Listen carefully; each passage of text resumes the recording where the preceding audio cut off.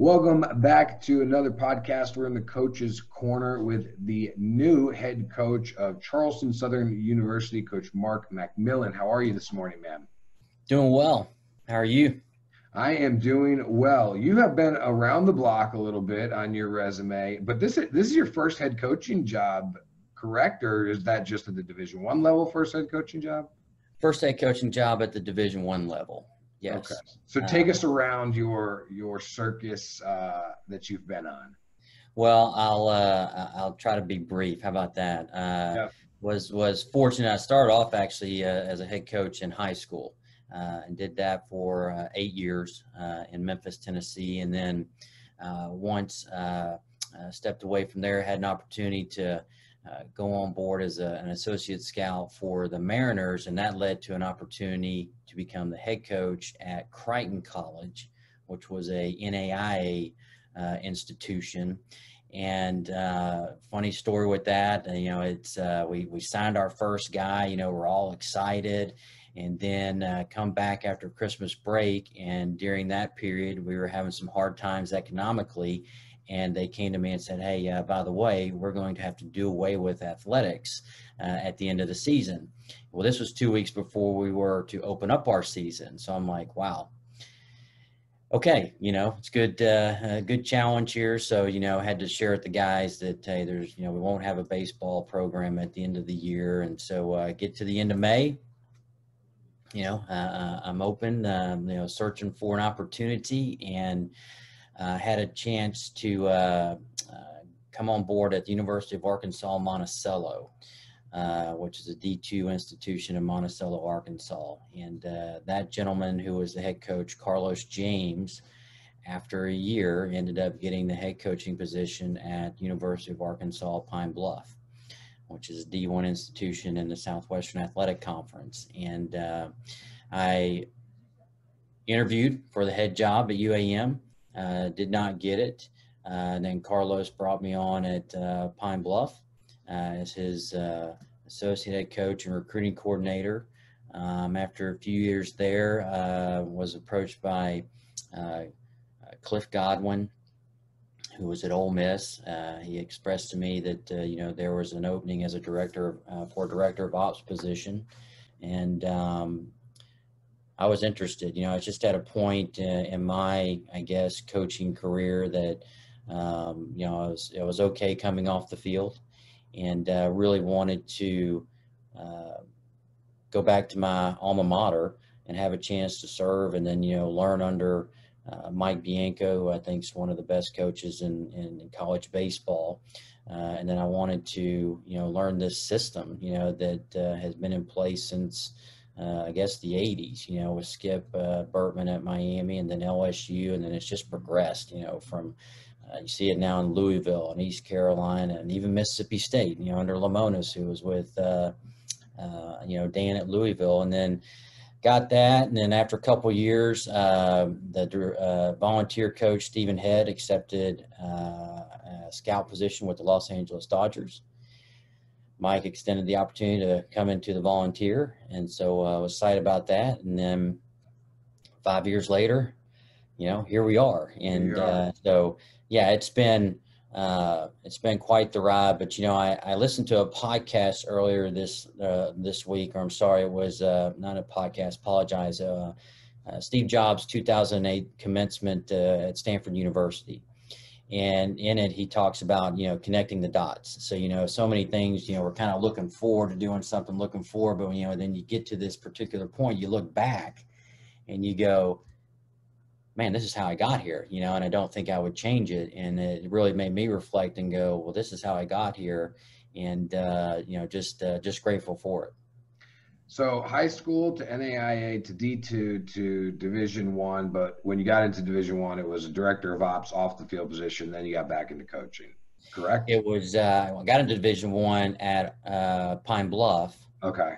And then stepped off the field, not in a coaching role as an ops guy, and then got back on the field. So why is that? Why? Because I do see guys do that.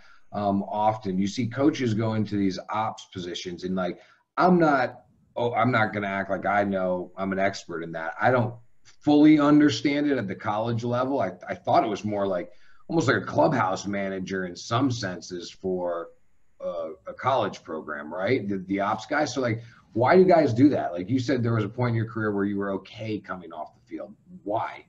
Yeah, for me, it was, I'll just say a special opportunity, a chance to go to a program that, has had a lot of success.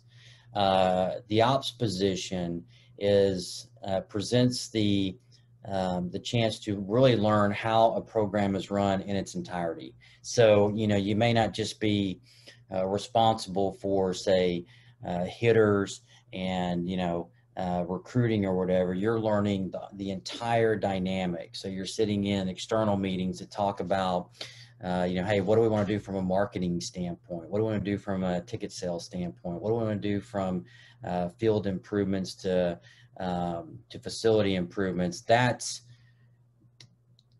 what presented the opportunity for me to go, hey, I'm ready to do this, because I wanted to know, how do you run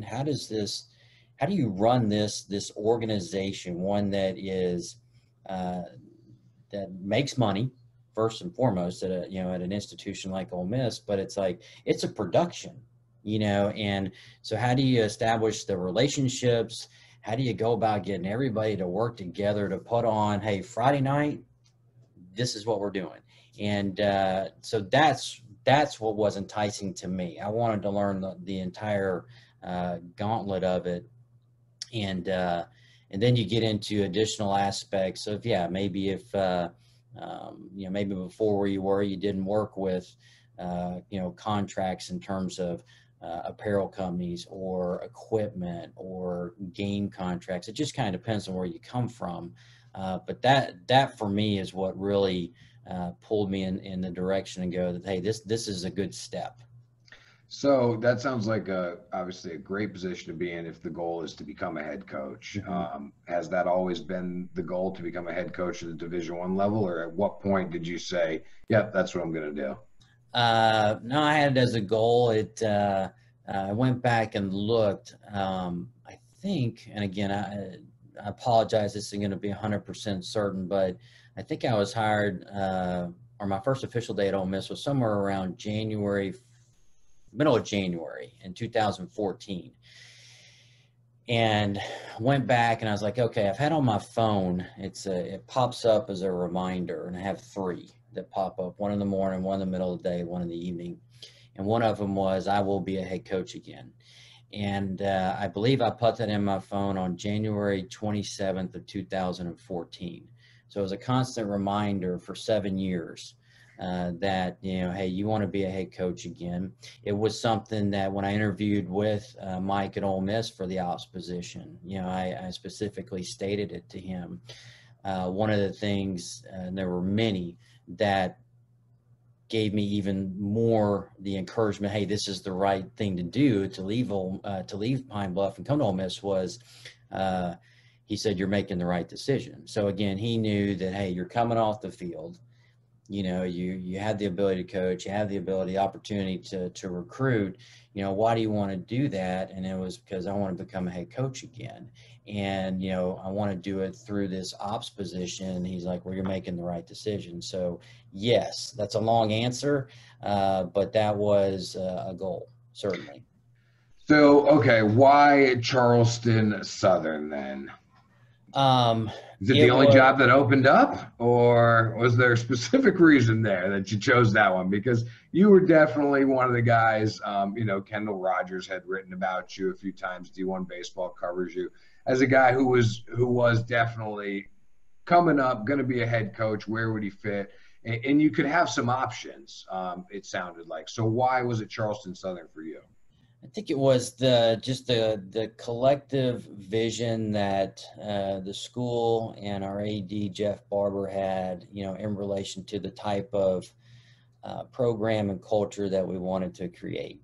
And so, we're a Christian school. I wanted to be in a position where we could have a faith-based program because it's important in my life. And then, one of trying to build this consistency of excellence in the process, and then really focus on development.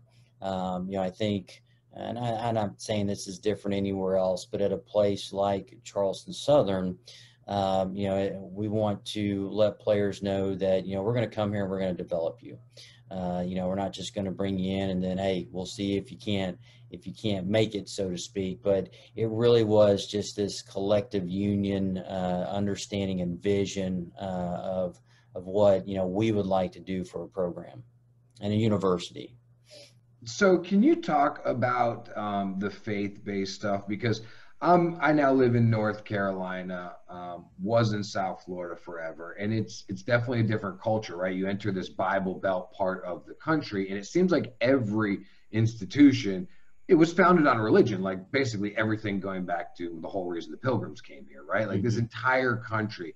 But some institutions, like there's that religious influence because it was founded on it, and then there's other institutions where there's there's religious influence and curriculum, and it's more intense, if that makes any sense at all. So like for you guys, where do you fall on that spectrum?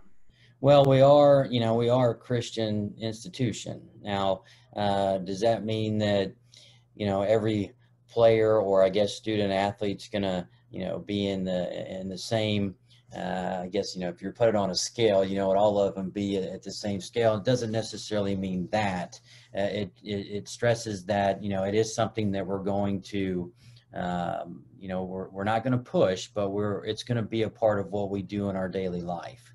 And it's really in that regard, it's not a lot different than where I came from. Where I was at Ole Miss, I could say it was faith-based, but, it was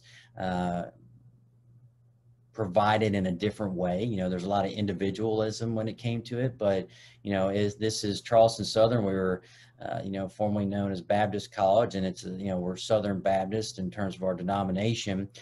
Yes, there are some things here that, maybe they don't have to do at other institutions. We have chapel, and then, there's courses that they have to take. But it's really just allowing our student athletes to know that, hey, it's a part of our program. How much that's going to, I think in some cases, even like a place where I came from, it's going to be dependent upon them.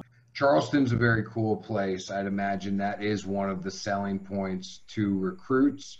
Talk a little bit about why that is seems like a pretty fun place to probably go to college. Well, it is. And, I shared this when I was hired. It was, first of all, I appreciated all the text messages and phone calls, because everybody was, you could tell, very sincere, extremely happy.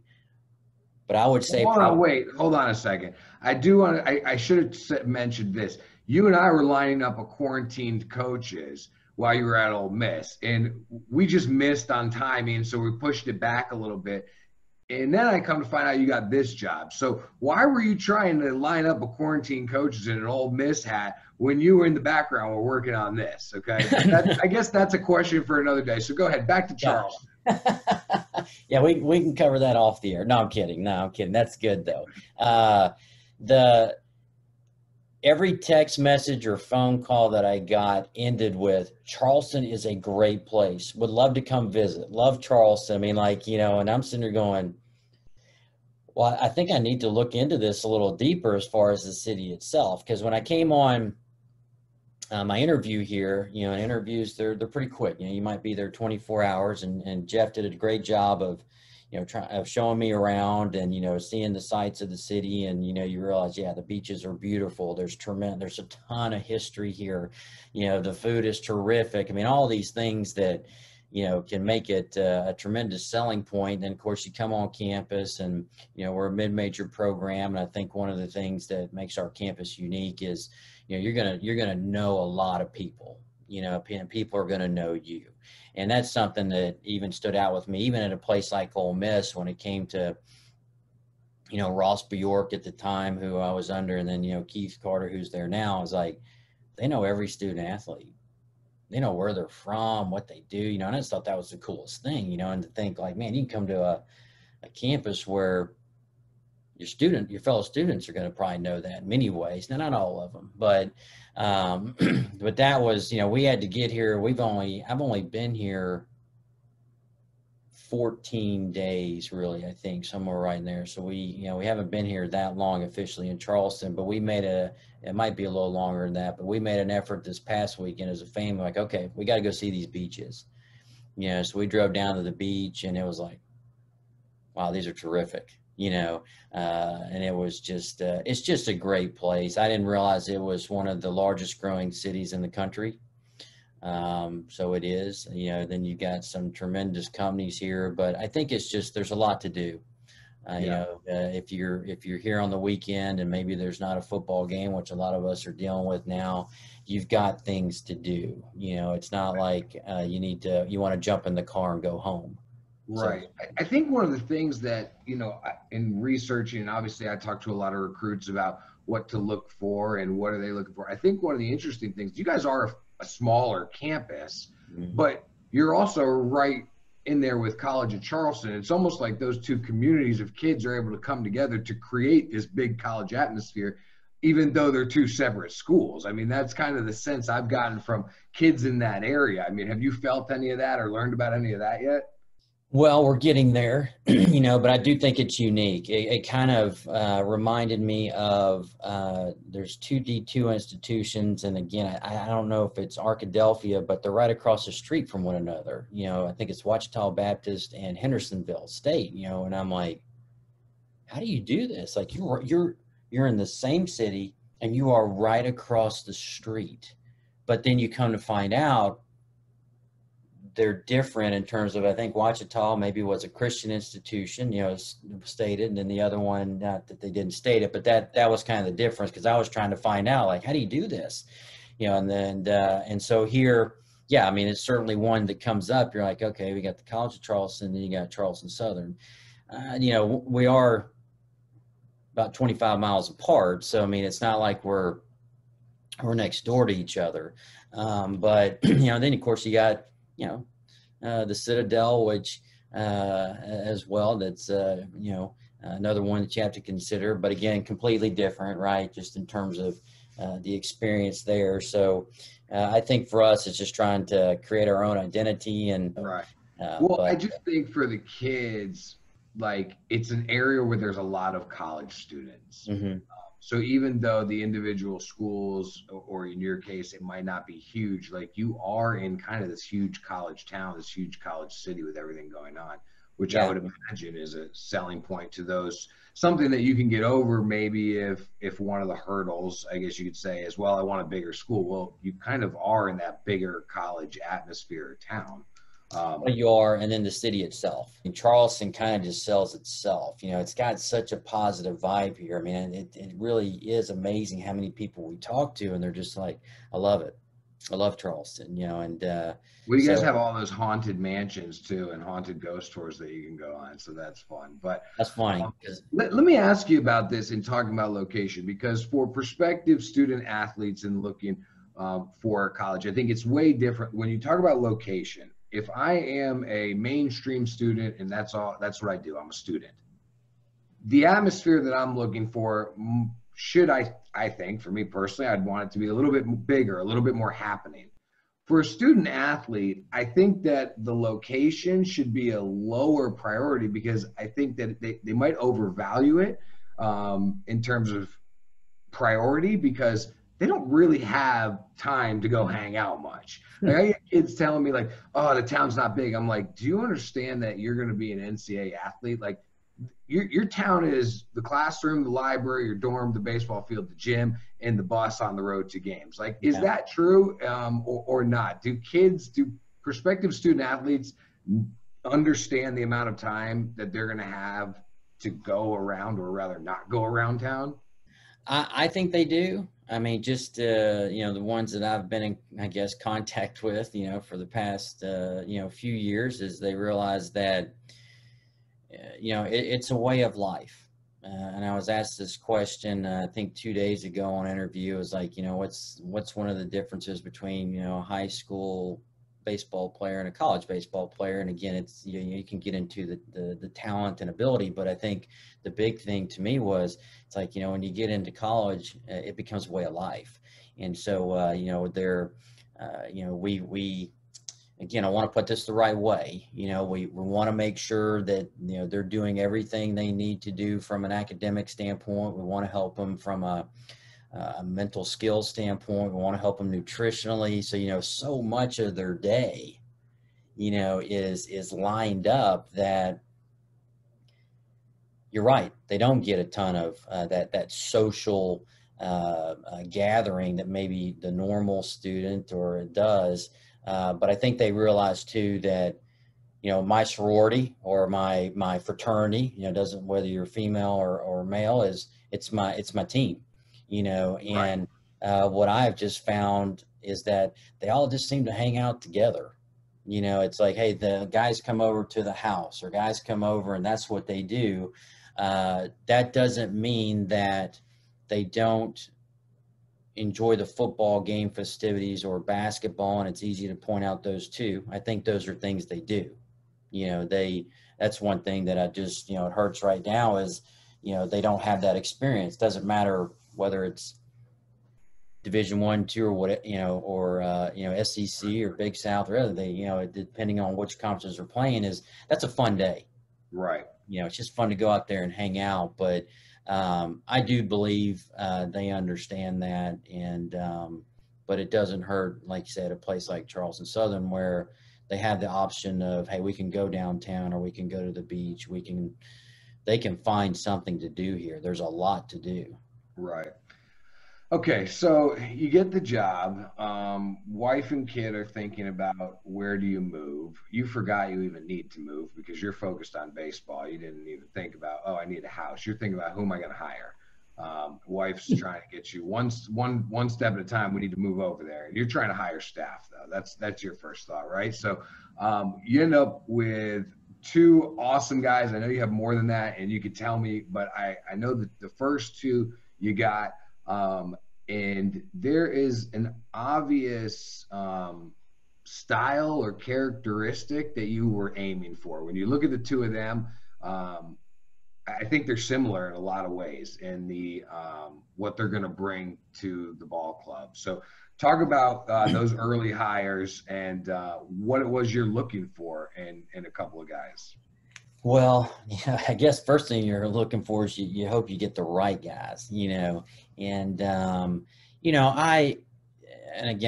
just better when I'm transparent and honest. When I first got the job, I had a couple people in mind that I felt like would be good fits, and people that I knew, and it's easy to kind of sit there and go, well, I want people that understand me and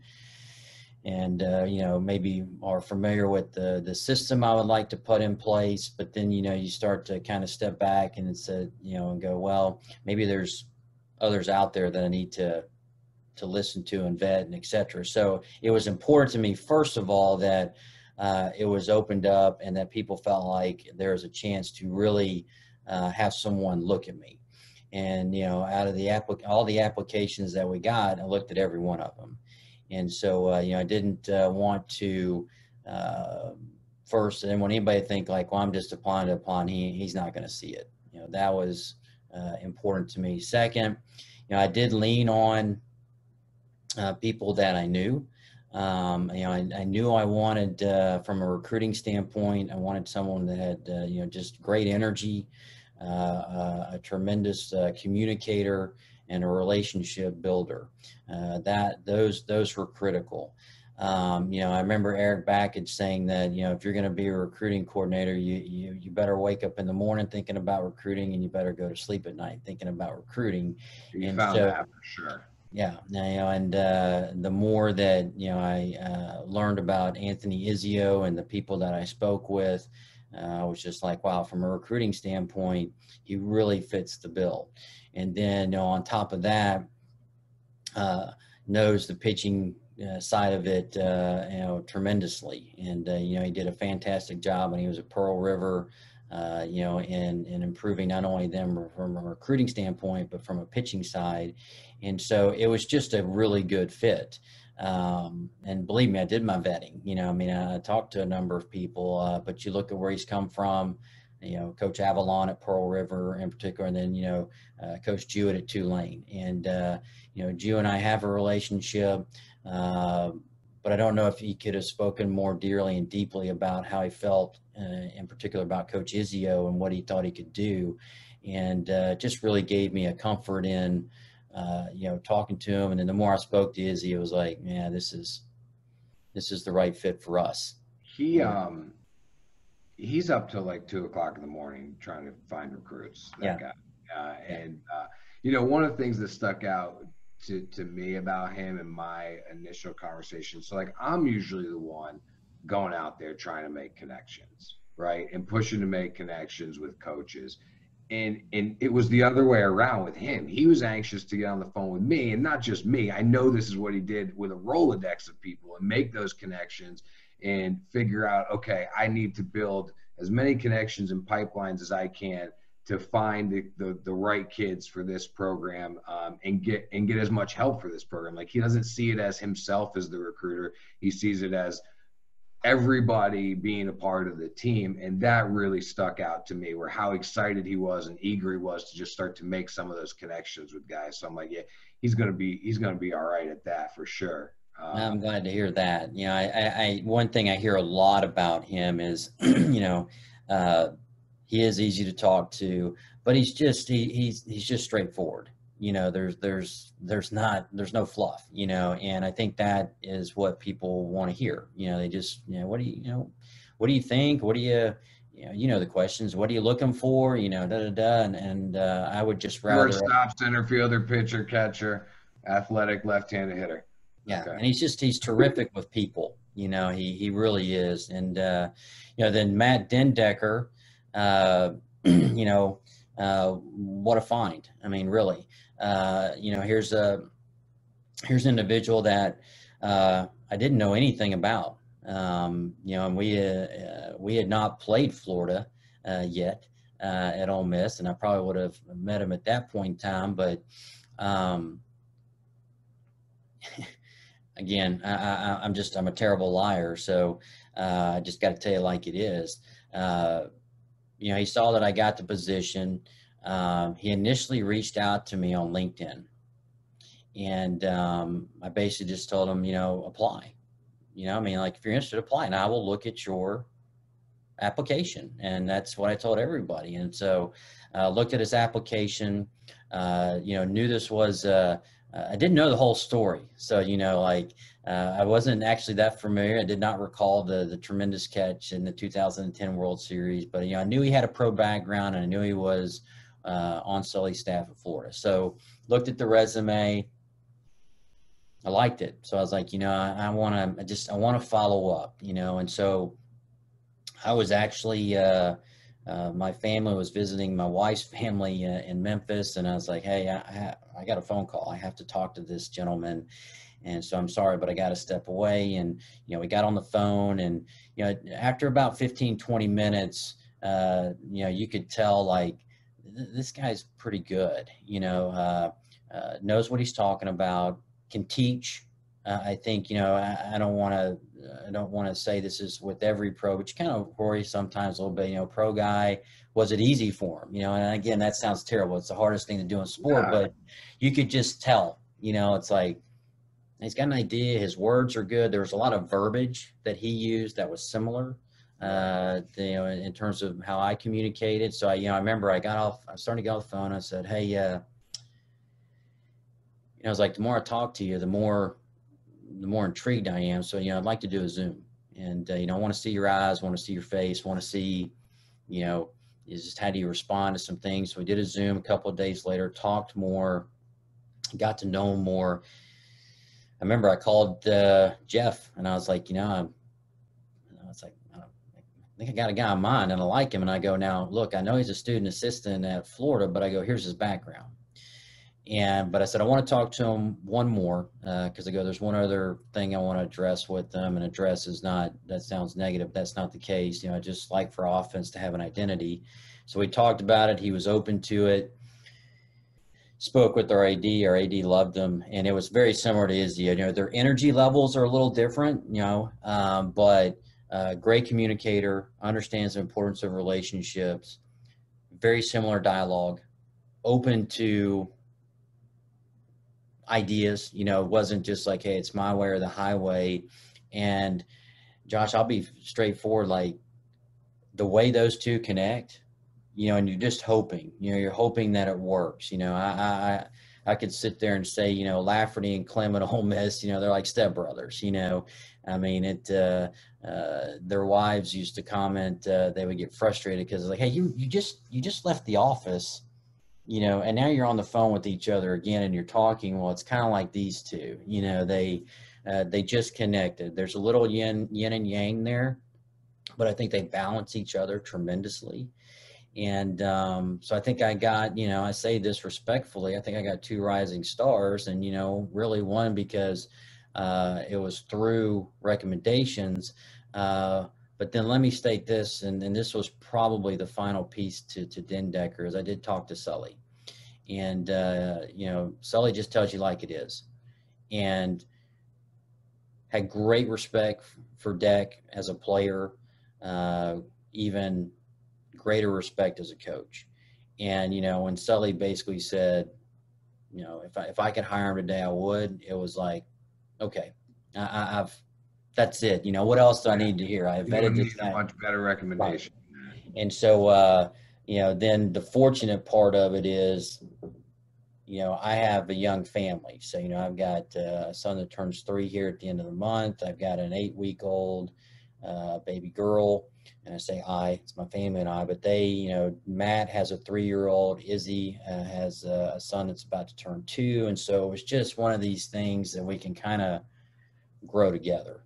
It just seems, it really does look like the perfect staff. Now we'll see if it works out that way, right? Like those boys may get in trouble, but it just really does seem like a great staff that you guys put together at the core there. And who else did you add? I know you had added a couple other pieces, right? Well, we added Colby Bortles. So Colby, played at Ole Miss. Was there when I was coaching, as well as an ops guy. And then Colby was drafted by the Tigers, and then was most recently at Rollins in Florida. And again, it's just one of those things where you have to appreciate this. He applied for the assistant coach position, and I didn't hire him. But I did talk to him and said, hey, here's what I'm thinking. I'd love to bring you on board as a volunteer coach. I mean, I've been there. Izzy has been there, and in the role that I'm used to with it coming from the SEC, there's a lot of responsibility that comes with it. But man, there's only so much I can do. Like, I can't do camps right now. I can't do some things that I'm used to, but would you be interested? And he was like, 100%, no doubt. And this is his first full week here. And, the cool part, Josh, is to hear my other two coaches go like, man, he's really good, or what a great piece. And, the thing with Colby is, was so well respected amongst his peers at Ole Miss. I mean, he's a 2-time captain. His play speaks for, that speaks enough as it is. But for me, it was the respect, the humbleness, a guy that when he talked, you listened. But then someone that also here does have some familiarity with the system that we would put in place. So, again, you talk about dialogue or words, etc.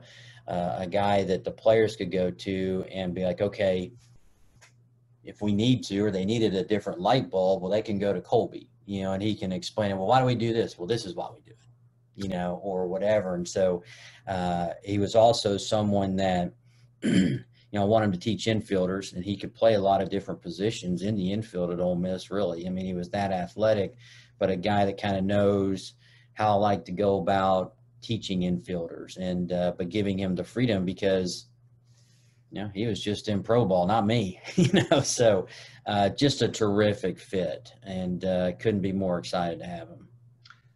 Okay, so recruits look around. One of the really poor things that I think recruits do at the high school level is they go back and they look at the win-loss record from the past year or 2 or 3, and they base one of their initial assumptions of a program off of that. When they go back and they look at CSU and they're going to say, they're going to ask, how are you going to turn this program around? What's the answer to that? The answer is through our culture and through the way we go about our daily work in terms of the consistency of the deliberateness that we're going to practice. And the other is hopefully, and yes, we do. We talk about where we came from, and I'm fortunate to come from a place that has had a lot of success.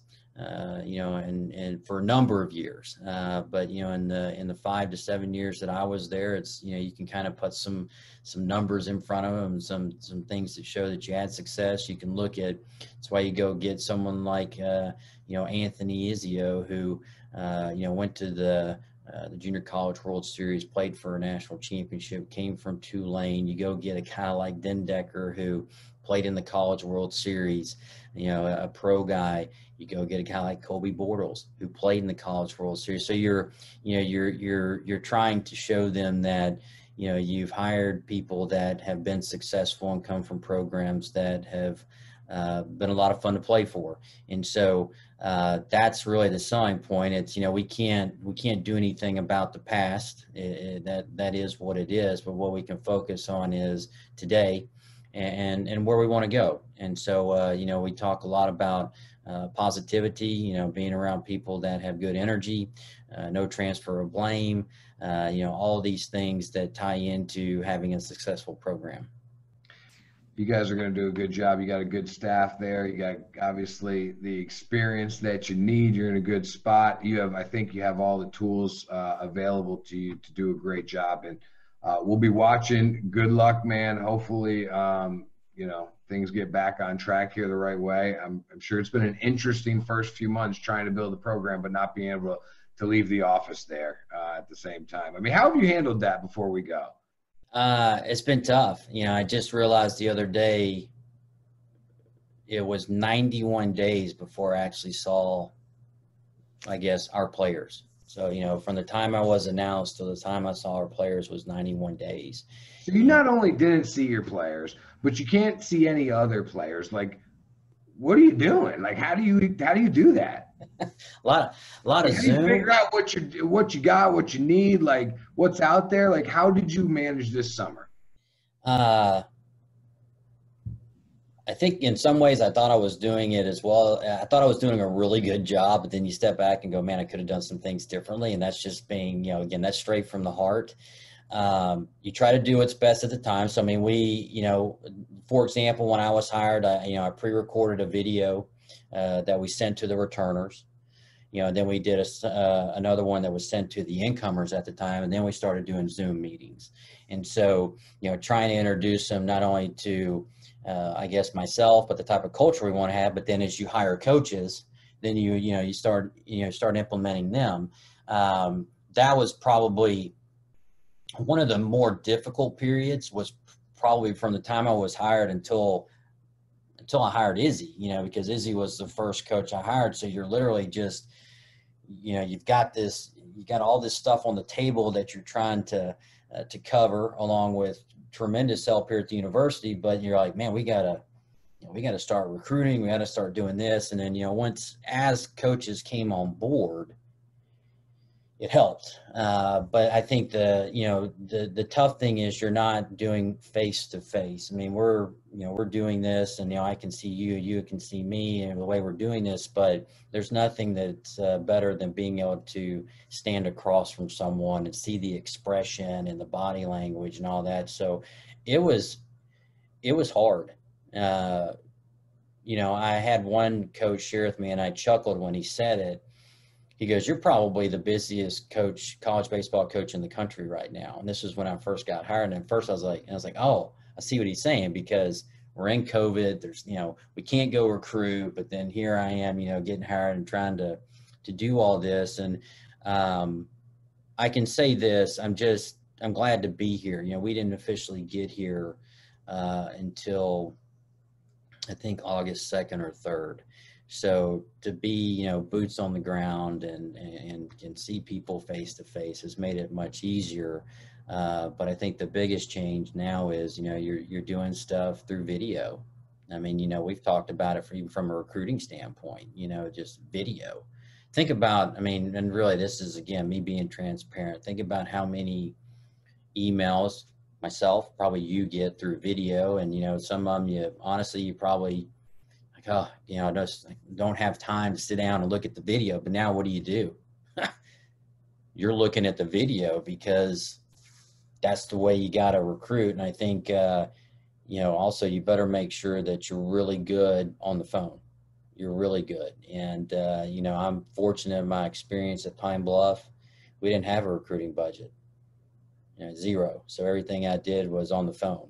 And so you kind of learn, the importance of how you communicate, but then the relationships you build with other people, junior college coaches, high school coaches, all those things. And so it's been much, much easier now that our staff is in place, and then thanks to the tremendous people here at CSU that have just helped me helped me along in the process. Well, it's obvious you haven't been there long. Get some things on the wall, man. I mean, jail cell. I mean, you gotta get some things going on back there. Yeah, I got a closet back here. How's that? Oh, we got a picture. We got a picture. Yeah. Appreciate you doing this. Good luck, Coach Mack. You guys got an awesome staff. You got an awesome thing going. It's gonna be fun to watch you guys build something there. So thank you again for coming on here and teaching us a little bit about the program. Josh, I appreciate it, and I really appreciate what you do. Okay, I mean, giving these young men the opportunity to see what's out there and have a chance to find a place where they can just love the game, and that's what I always just tell people is go where they want you, for sure. But, you first fell in love with the game. And so, I have a lot of respect for what you do, and thank you. And again, it means a lot to me that, you extended this opportunity to me today. So I appreciate it.